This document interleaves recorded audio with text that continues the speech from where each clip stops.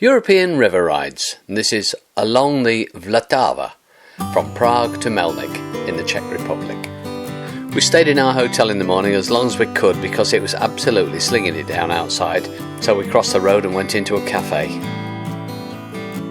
The River Vltava, I think that's how you pronounce it, is the main river that flows through Prague and goes northwards and joins the River Elbe eventually at Melnik. The city of Prague itself is not exactly cycle friendly, lots of tram lines kicking about. This would be really dangerous on a pucker road bike. Prague itself is truly a lovely city, but there's plenty of videos on YouTube for showing you all about Prague, so I've skipped that bit. Let's stick to the cycling, eh? Prague drivers didn't seem to be quite as aware of cyclists as they are further west in Europe, particularly Germany and the Netherlands.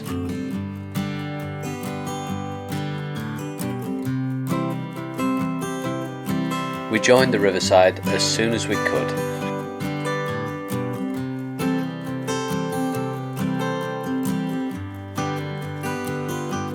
Once out of town, the weather dried up and it was a gorgeous sunny day. This white strip here, very dangerous, very slippery. It's full of white plastic dots. Don't know why they put it on a cycle track.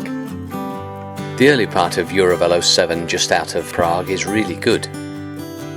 The river has a weir to it and some locks to let the ships down, and there was a bypass that went down this channel made specially for canoeists. How lovely.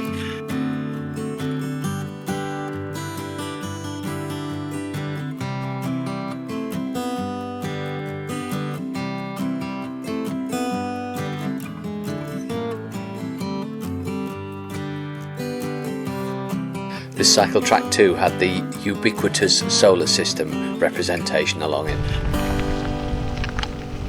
Hello. Hey. What-o? For one early section, the cycle track, as signposted, took us away from the riverbank. For most touring cyclists that we saw, Prague seemed to have been the destination rather than the start point. The track came back to the water's edge at this lovely little spot where there was a ferry if you wanted to cross, not that we did. They'd also had a cafe that wasn't open. Christian had somehow managed to fit a self-derailing chain.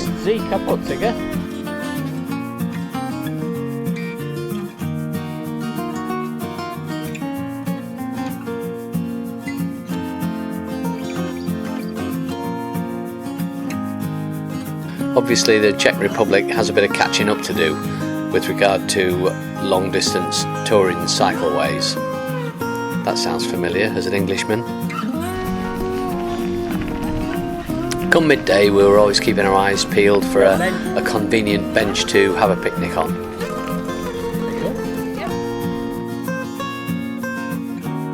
The condition of the track slowly got worse.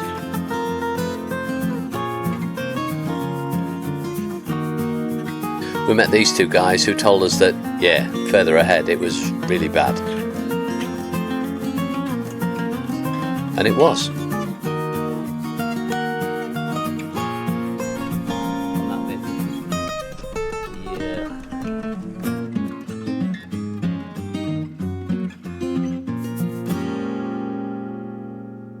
But it didn't last long, and sure enough the tarmac came back to us.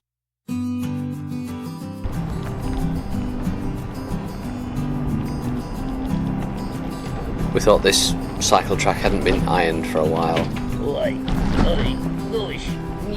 But for the most part it was just a sunny cruise by the side of the river on a lovely track. We felt that if we sat down on the grass that we might have been eaten alive. Then we came across this rather grand mansion, and it was called the Zamek Vltavy. Please forgive my Czech pronunciation. Last time I came this way with the chaps, there was this lovely current-powered ferry.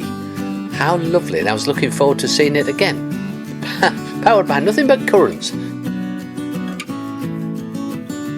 What a disappointment. Turned out it'd been replaced by a pucker new bridge.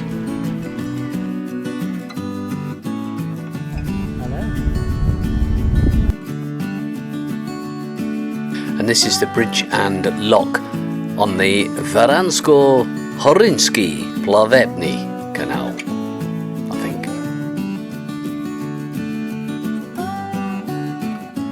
Melnik on the hill in the distance. Well, that looks the bit out, doesn't it? Yep. Both the canal and the River Vltava that we've been following both empty into the River Larve, which the further north it goes into Germany becomes the Elbe.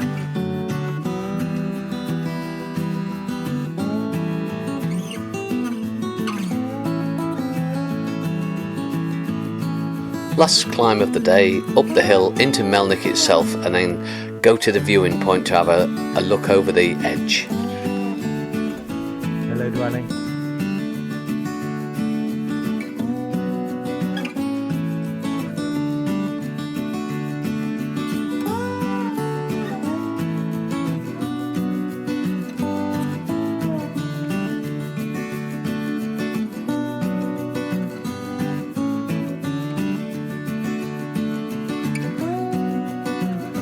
Thanks awfully for watching.